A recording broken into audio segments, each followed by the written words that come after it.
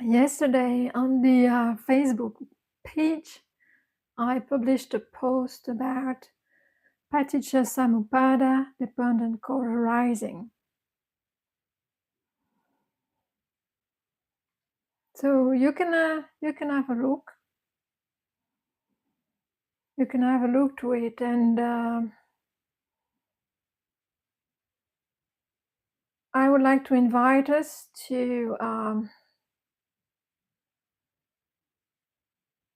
consider that teaching. This is quite an important, a key teaching of the Buddha, and as I wrote, is quite cryptic. It's not that easy to understand because its conceptualization is quite, it touches something that is not really tangible for us, or that concepts or abstractions that we are not used to deal with. All right, this is not something that we read and that we understand right away. And actually, I would say it's most likely that there won't be any intellectual understanding of it, and this is the invitation to actually do the practice in order to have insight in it. So this codependent arising is actually the description of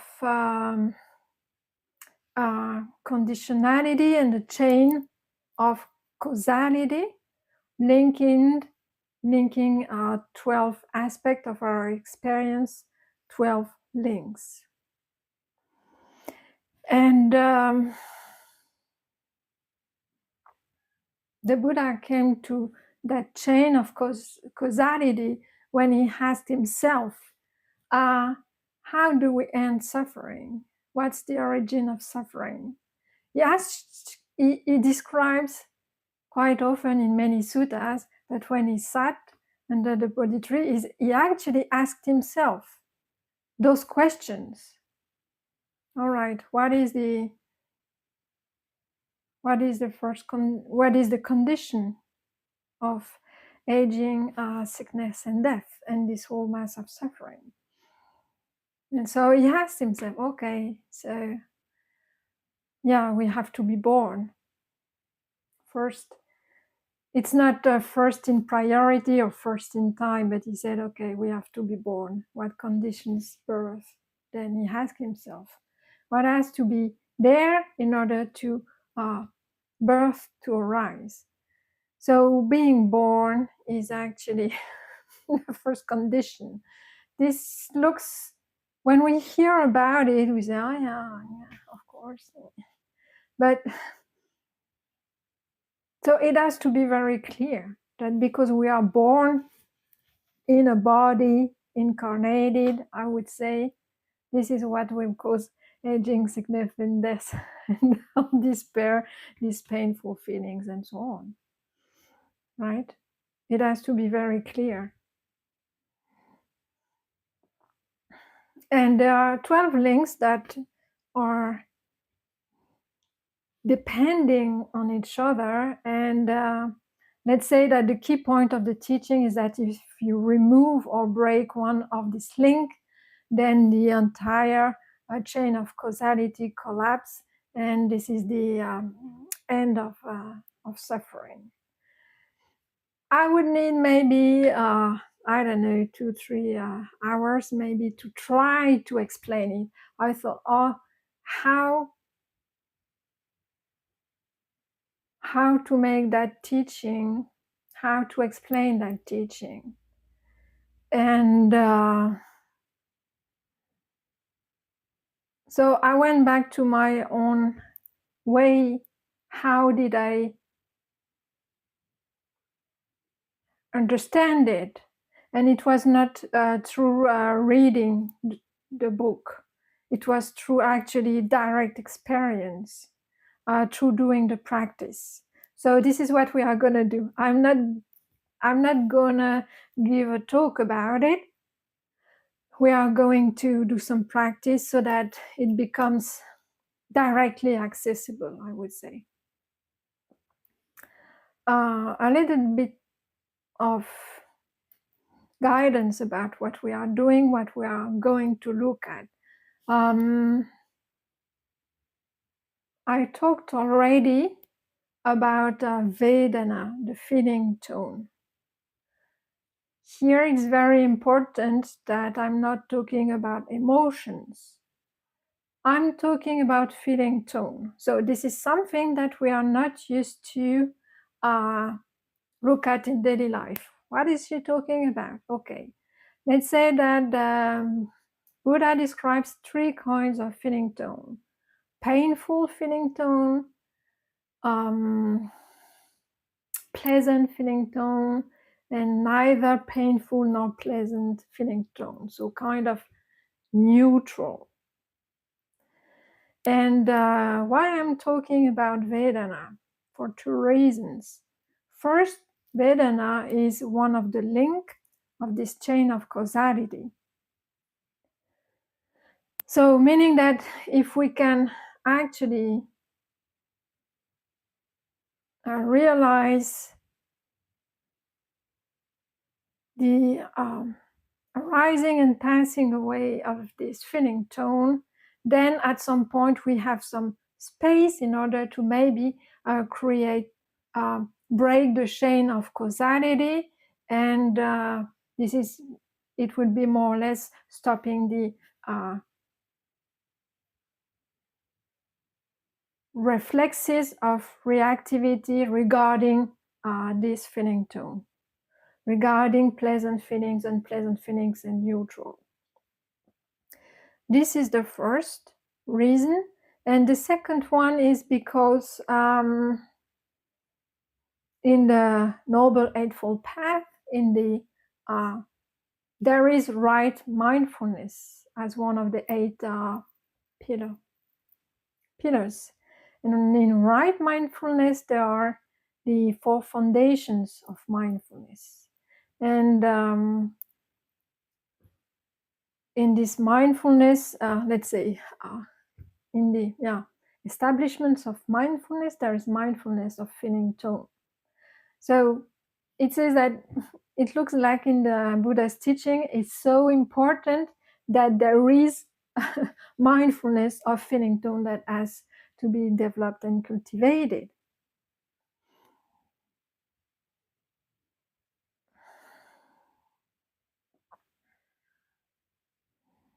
So when we walk through this journey or develop the path, develop mindfulness, then somehow we have to be to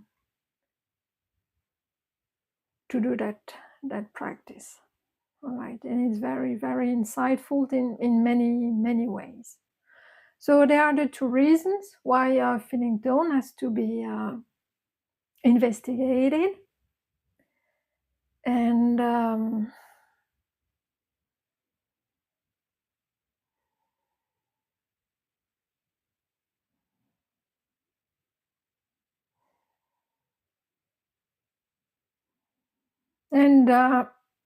so what we are going to do is to use the body again, and to start to pay attention to those 3 kinds of feeling tone. So for the moment, if you have never done the practice, you have no idea about what I'm talking about, okay?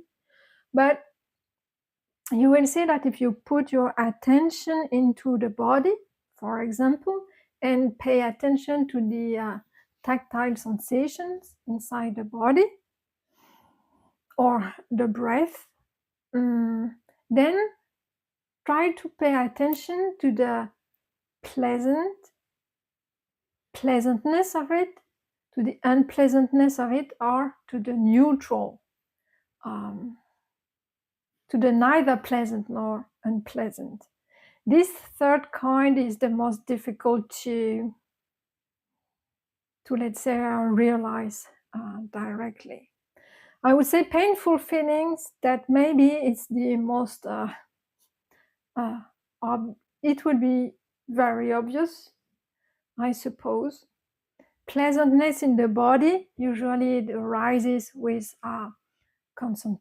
concentration, born of seclusion, of staying still, and of calming the mind. And it can become very intense. It can be very blissful body. It can be very, very pleasant. And there can be any kind of different intensity, like very sharp pains would be very obvious. It would be a very painful feeling tone. And pleasantness in the body can be just, oh, that's okay. This area is quite okay. But there is still, you can still notice that there is, this feeling tone that you can qualify a little bit pleasant even. And there are feeling tones where actually they are so neither pleasant nor unpleasant that you do not even notice them. So why do we why are they actually important in that chain of causality? Because this is the starting point. When there is usually when there is unpleasant feeling, then it's kinds of light up the mind, who starts to say, okay, this is very unpleasant, let's try to get rid of it, to do something about it, to change it, right? So unpleasant feeling is are kind of generates in the mind some thoughts about how to get rid of it, okay?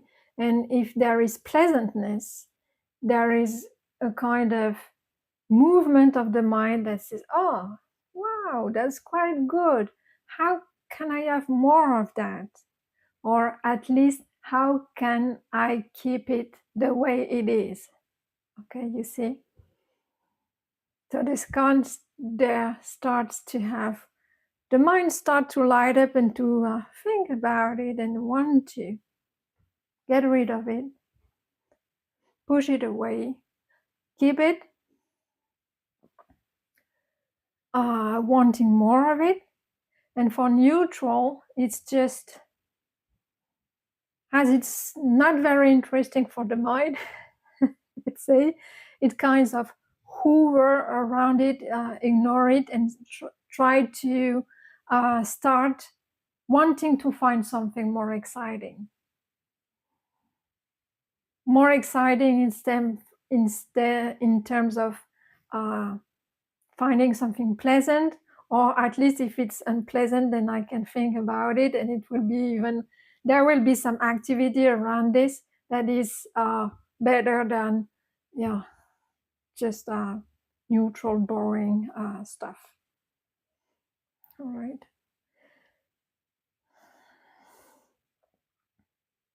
So at the moment where we start to be aware of this feeling tone in the body, so as tactile sensations or inside sensations, but also in the six senses, even thought are associated with pleasant, unpleasant, or neutral feeling tone. So you can do the practice with the six senses. You can either use the body or use hearing or even seeing. When you start looking at an object, then you will feel also those feeling tones. So later, when you are alone, I invite you to look at this feeling tone for the six senses, to have a complete overview of it through the six sense basis.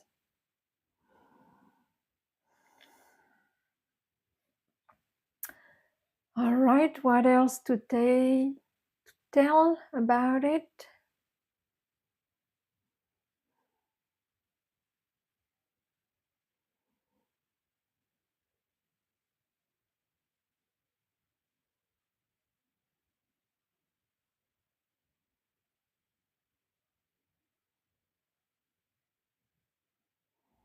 Well, we can do the practice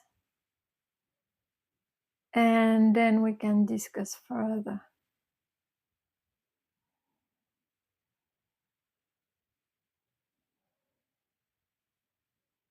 You can So you can use any kind of anchor that you like, either the body or the breath or the hearing, thinking, even smelling, tasting in the mouth, and so on, and look at this feeling tone for everything that arises at that moment.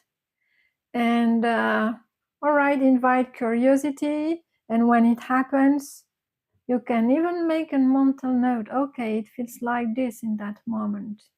All right. It feels like this. And of course, you can even qualify pleasant and pleasant or neutral.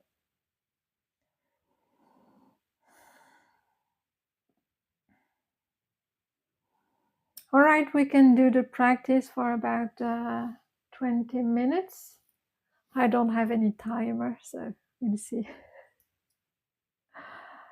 And all right. You can ask questions. Yeah, if something is not clear, just tell me or we dig into. I will very briefly guide the meditation, but I will give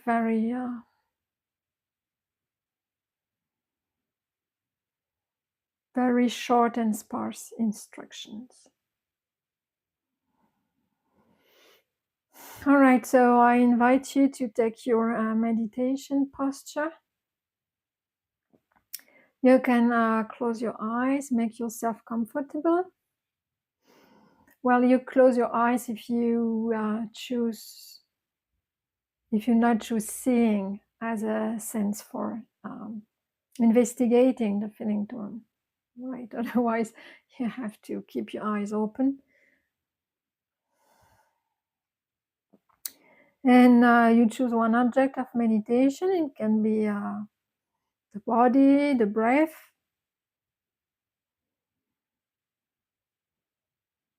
You tune into it for a moment. Bring the attention back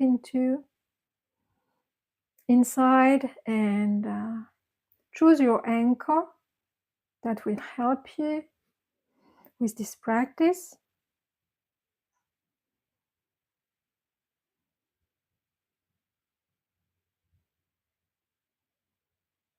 Tune into it for a while.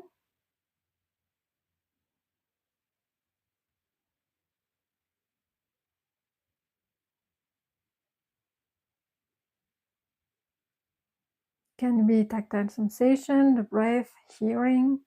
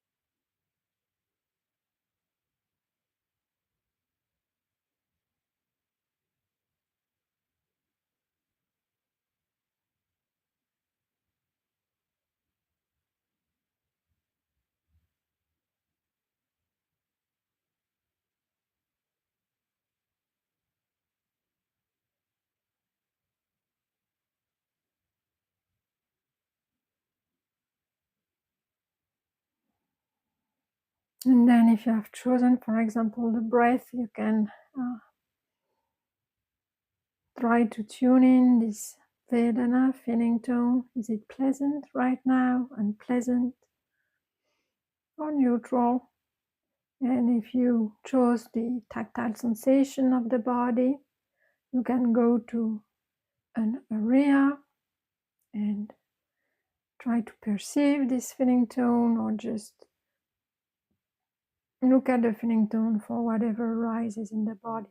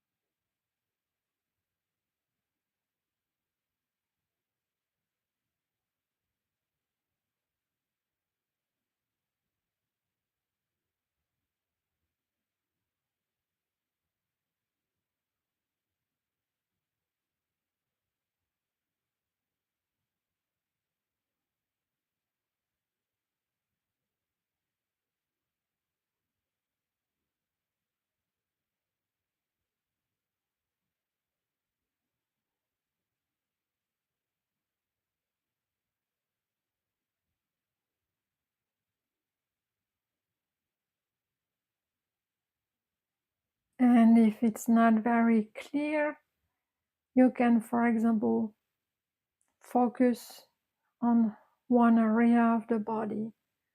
So, for example, you go to the thumb of your hand, and because you are more specific, more located with your mind awareness, then maybe it can become more clear.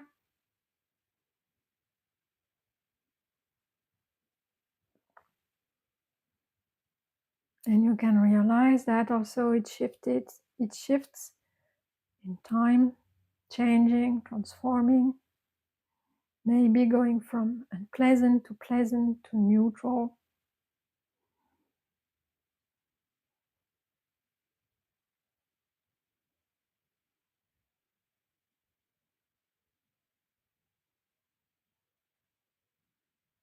Once you are done with one part of the body and it has become clear, then you can move your attention to another smaller part.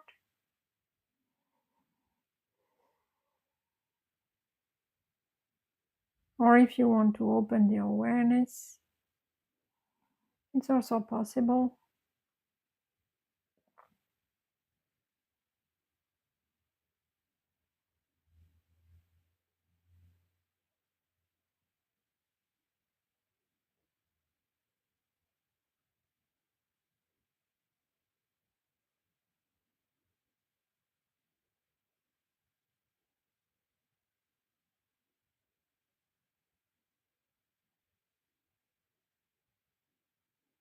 And if you wait and see, you will realize that something is gonna pull your attention.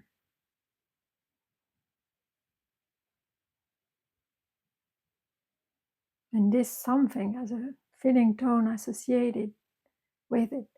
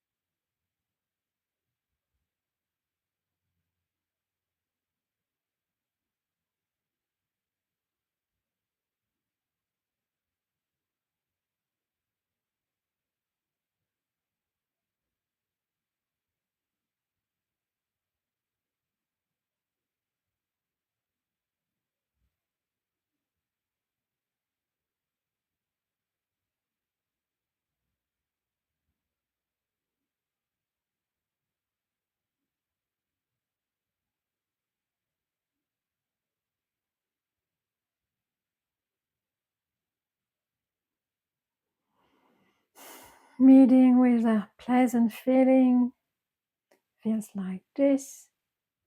Meeting an unpleasant feeling feels like this. Meeting with an neither pleasant nor unpleasant feeling feels like this.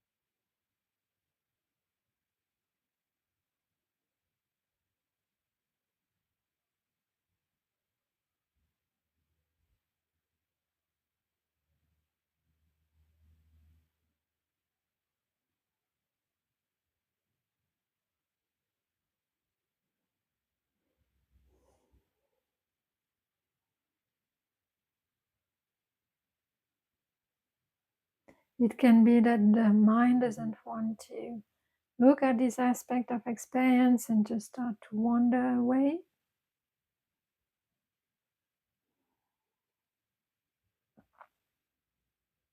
So go back to your anchor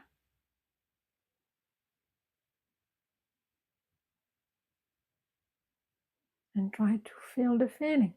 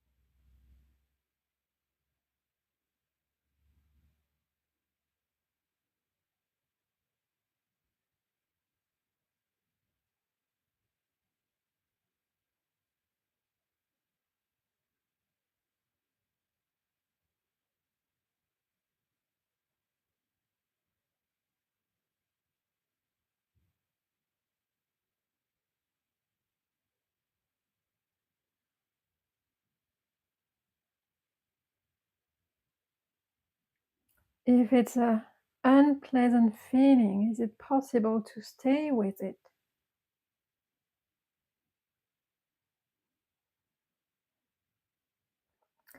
The time of its duration, as much as with a unpleasant, with a pleasant or a neither nor, equally staying with what arises regardless of the feeling tone.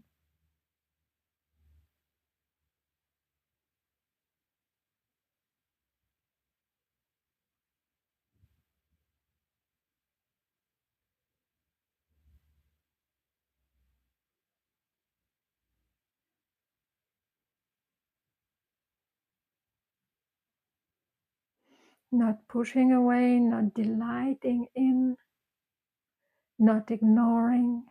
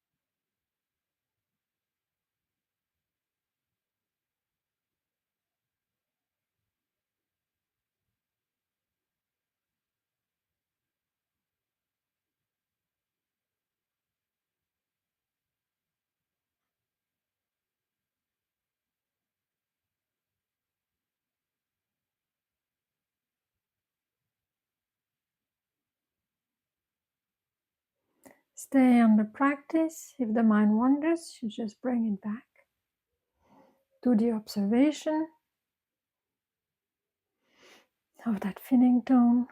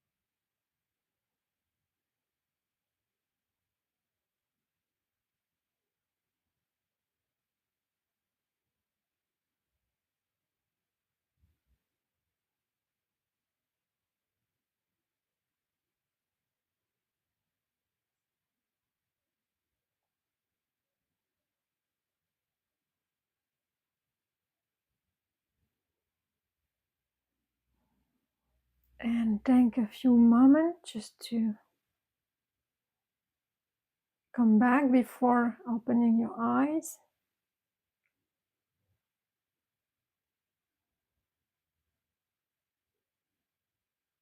Maybe you can, for a moment when you open your eyes, also look at the feeling tone of it.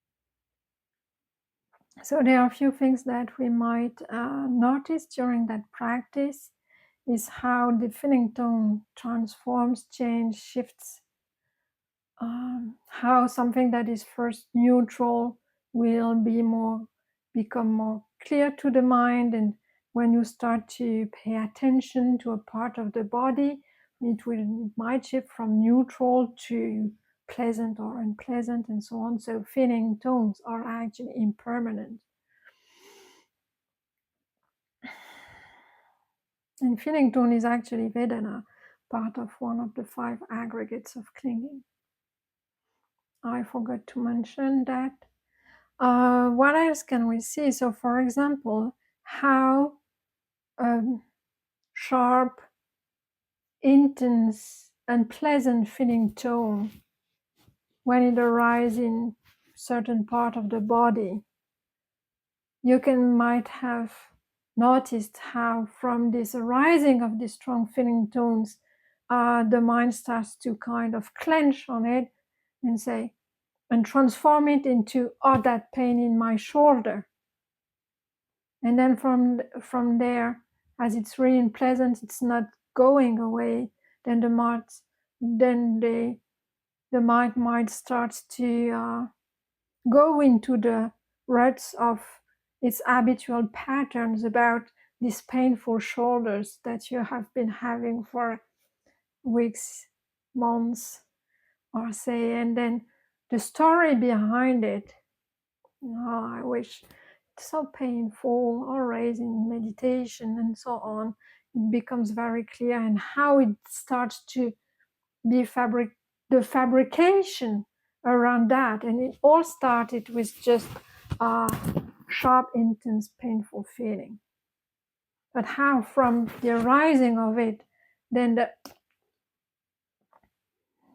how the mind gets activated around it and starts to build concepts and stories and more painful feeling, most probably, if there is wanting to get rid of it. But you might realize also, if you stay with the unpleasant feeling, that it might come and go. But then if the very unpleasant feeling goes down, fade away, then there might be the delight in the fading away of the unpleasant feeling. And here also there is a slight subtlety where suffering might arise as well, because we delight in something, we crave of the end of the unpleasant feeling. All right. So there is also to see the attachment or the desire to see the unpleasant feeling fade away and cease. So it's either, so there is this, or there is also wanting, oh, very pleasant. Oh yeah, I would like to dwell with that. Or today the body feels very good. Today the breath feels very good. So this is an example to start to become aware and conscious of this pleasant feeling, for example, in the body, in the six senses. And you do that contemplation of the feeling tone on Vedana while sitting, because then afterwards you start to see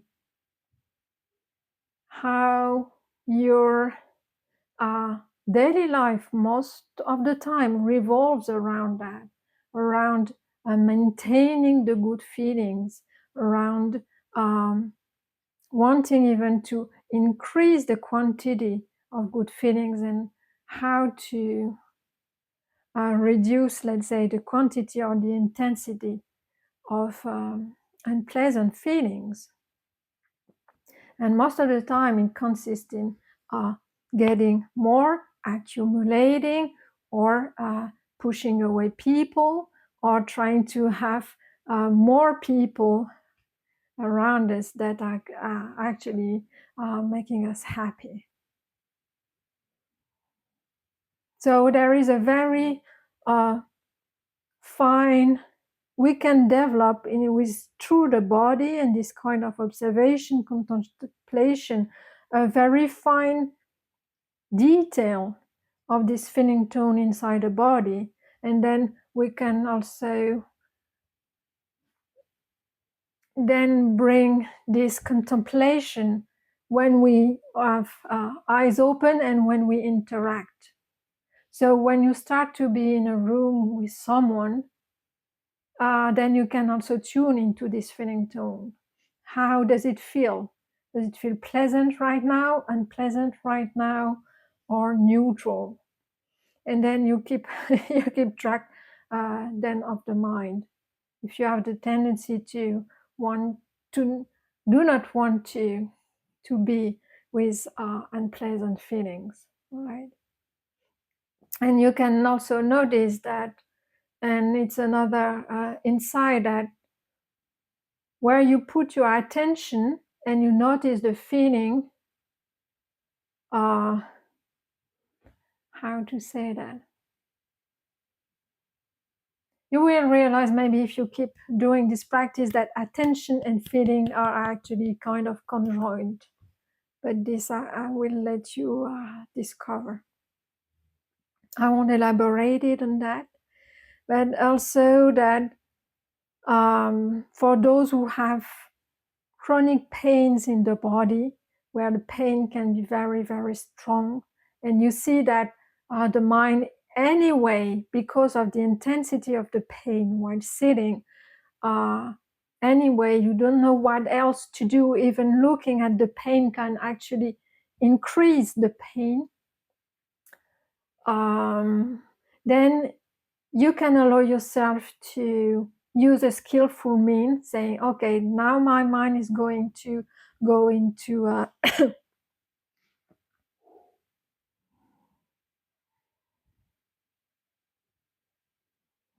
um, into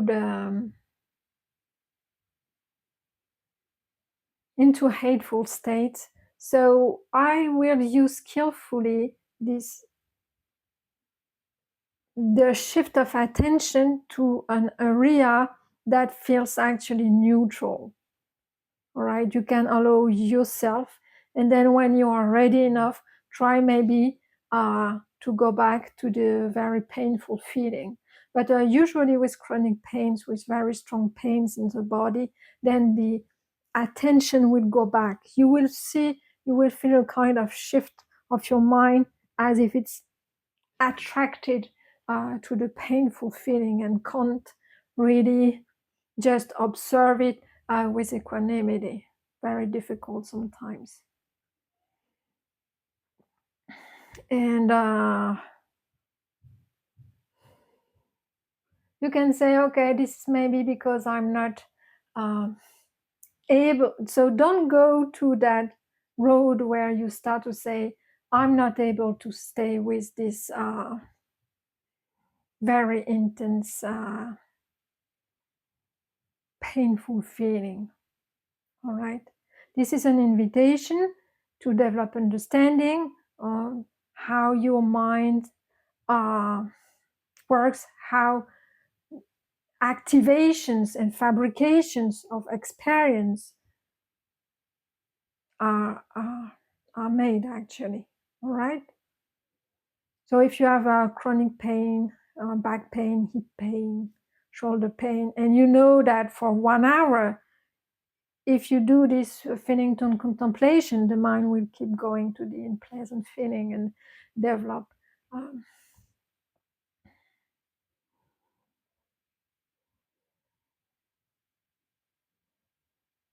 hate around that, or strong,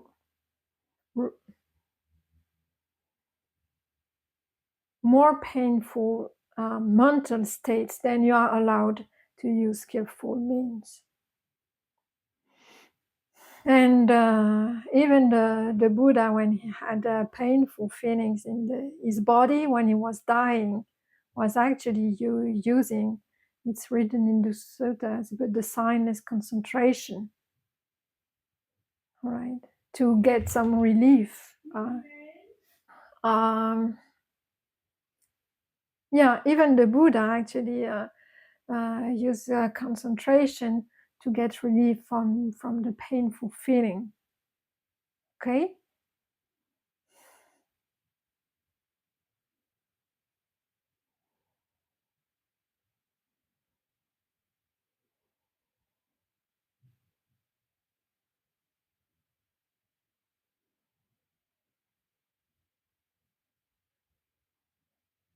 And then somehow, because the development of insight might be I think, well, will be the following: that you start to see that feelings, they come and go, that they have a certain duration. This is a momentary explanation, because actually there is nothing really lasting in time. But you might have the feeling that it has a duration, and that there is cessation of this feeling, that it depends on attention. And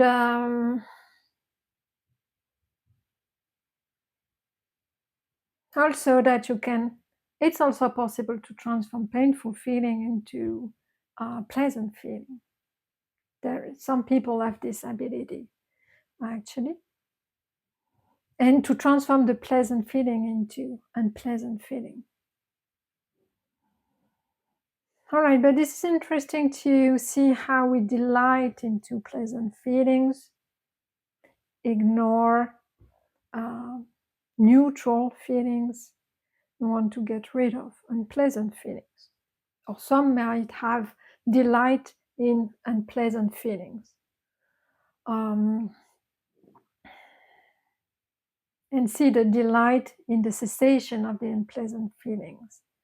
So this will give you an understanding, a better understanding of your sensate experience. And you can develop this practice for the six senses. It's quite also because we are not too used to relate work with the mind itself, but also any kind of mental fabrication thoughts have also a feeling tone associated to that. Well, I would say that for smells and taste, okay, it's kind of obvious. It's interesting when you eat, if you take your meal mindfully, try to notice that. And especially the neutral, this is something that we tend to ignore. We maybe when we eat, then we don't want it to be neutral, so we might add some, I don't know, spices, salt, and see that. So become aware of that. All right, anything that you put in contact with your body, how you want to make it comfortable. All right, and any also delight in the feeling. So, for example, if you at night when you go to bed and you go to your bed, and right now it's quite cold in our northern hemisphere. It's gonna be winter, so it can be when you go into the bed is very cold, so unpleasant feeling, right? So notice this unpleasant feeling, and then how it shifts after a few minutes under the blanket. Then it starts to become warm, and then pleasant feeling, and then delight in pleasant feelings. Okay, you can do it. It's kind of more gross noticing of pleasantness and unpleasantness in your experience, and how the mind reacts to that.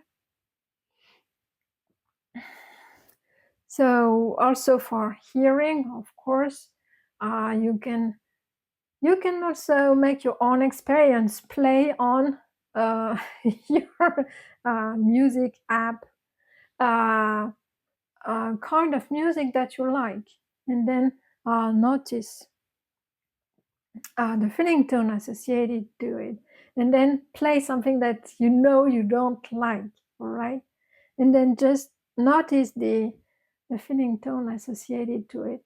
And then when you do that, when you really put your attention to that feeling tone, it's like you're reducing the experience to its utmost simplicity and directness, I would say.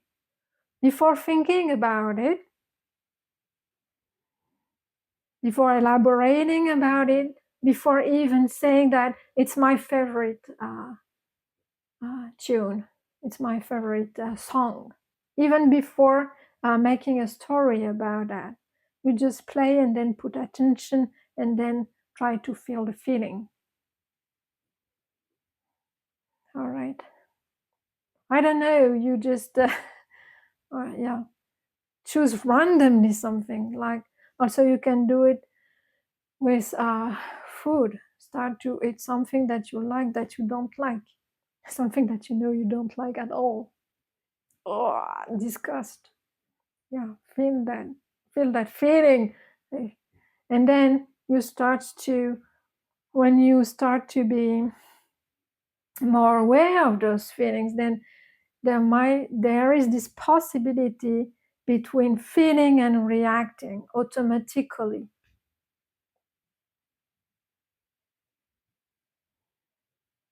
Or if this reactivity of the mind is not stopped yet because of you are just discovering the practice, then when it has happened, when you start really to proliferate in thought and start suffering due to this potential proliferation of mind around a problem or a situation, then you might try to remember what was the original feeling. It can be realized that when you react to someone quite strongly, because you think that you do not like the person, then try to remember what was said. And the feeling associated with that, and then try to observe the reaction you had. And you say, oh yeah, that was the feeling. And then the mind grasped, the mind rejected it, the mind ignored it, and so on. For every kind of experience you have, and you will kind of realize, okay, it's all about delighting in these very tiny, intense or less intense bits of experience. So you say all this chain of reaction was just from these tiny bits of experience that lasted 10 milliseconds or 1 second. It's like, I don't know, like eating something that you like. If you eat a little bit of it, I mean, it just lasts maximum a few minutes. And if you eat more of what you like, the body will start to be full, and the feeling tone will start to transform into disgust. Try to eat, I don't know, 1 kilo of chocolate cake and see how the feeling tone actually transforms. And then at some point, because of this understanding of the feeling and this chain of reaction, then all right, you will be kind of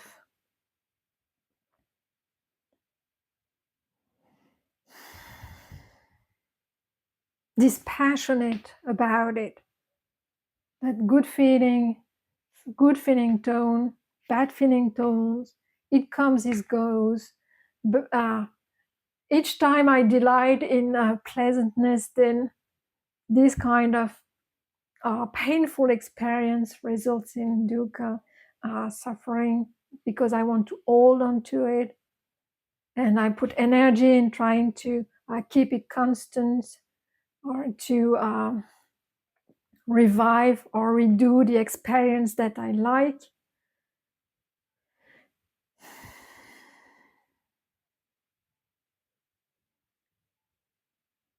And at some point, that when you start to see all this mechanism, yeah, you start to say, yeah, and what?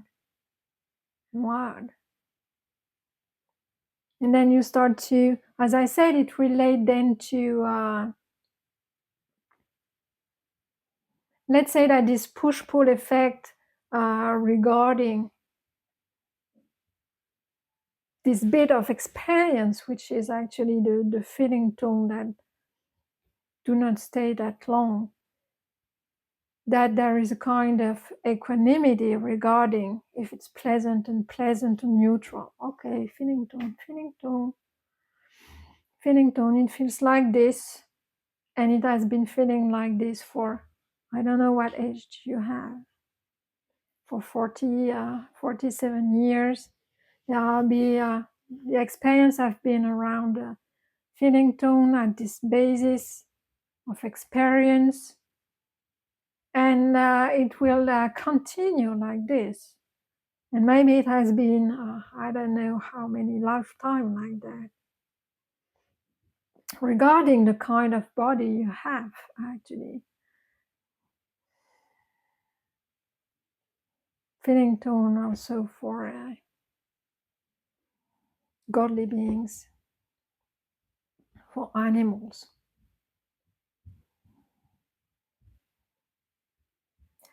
Um, so you get kind of dispassionate about feeling tones. And then there is feeling the feeling, and the minds can be stabilized around that.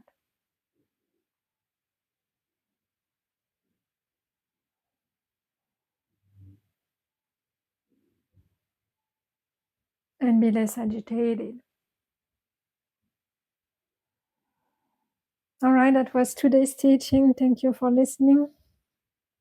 Let's close here.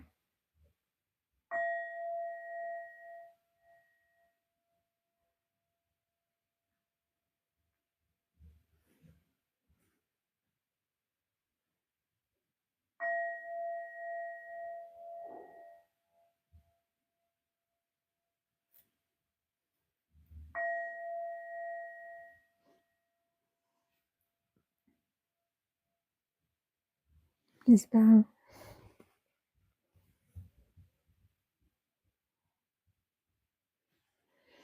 I'm reading the comments right now.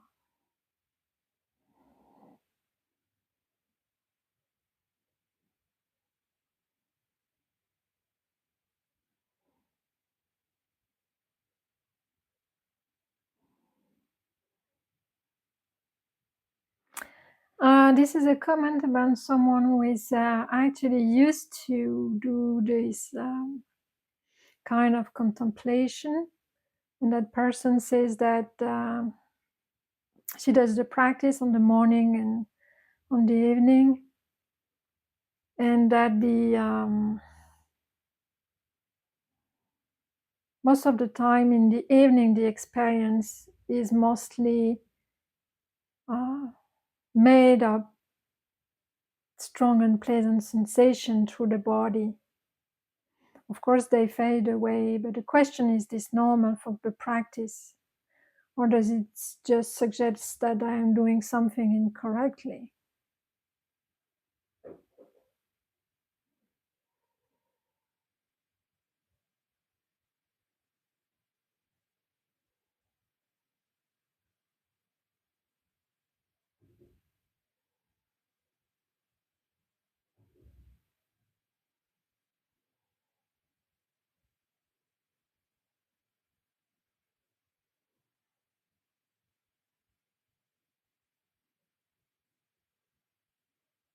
Okay, I would say that in general, so to contemplation will never be twice the same.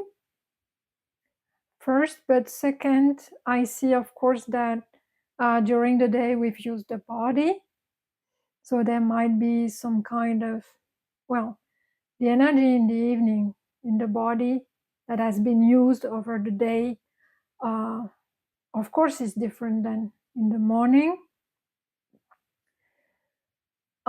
But the increase of the painful feeling might be that it depends also on the quality of the mind that you've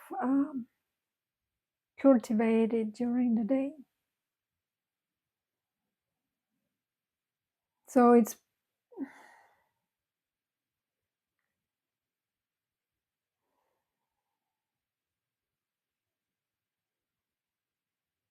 so if you also don't attend very closely to your mind quality, let's say during the day, then it has also an influence of the kind of uh, feeling that you will experience. So, for example, if you wake up in the morning and go maybe straight away in meditation, then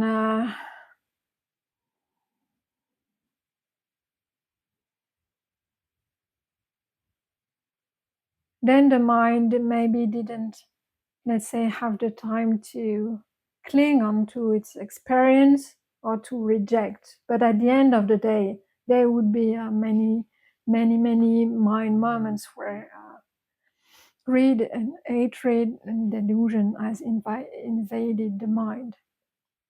So the defilements, and therefore the experience then of the body might be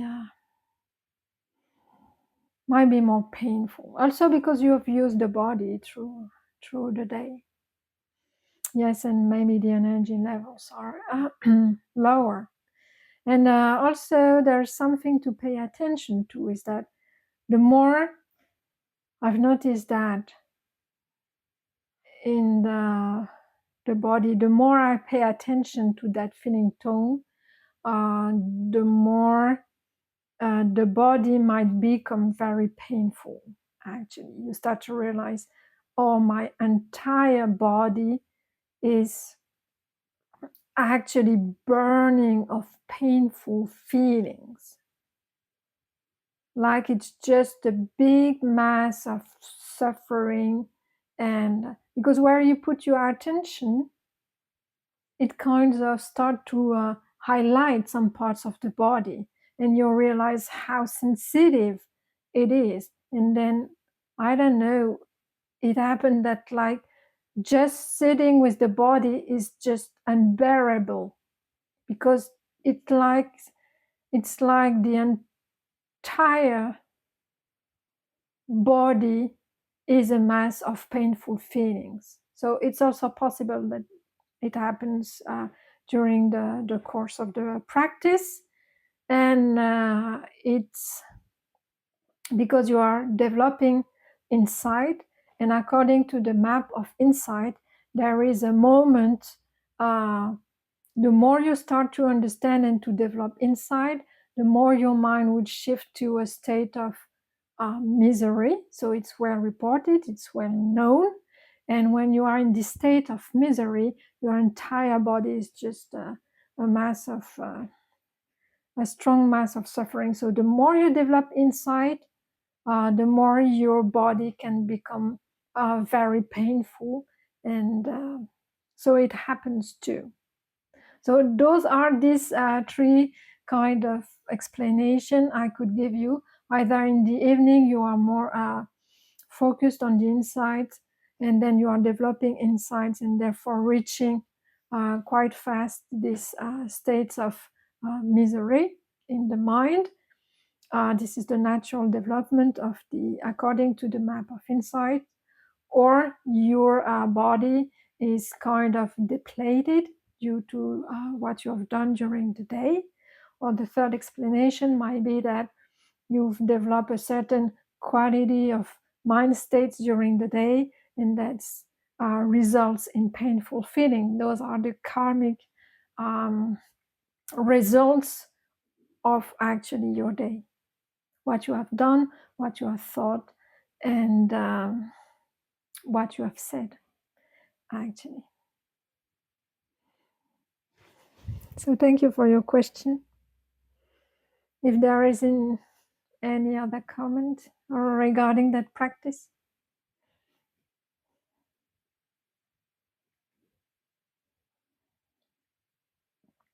you're welcome.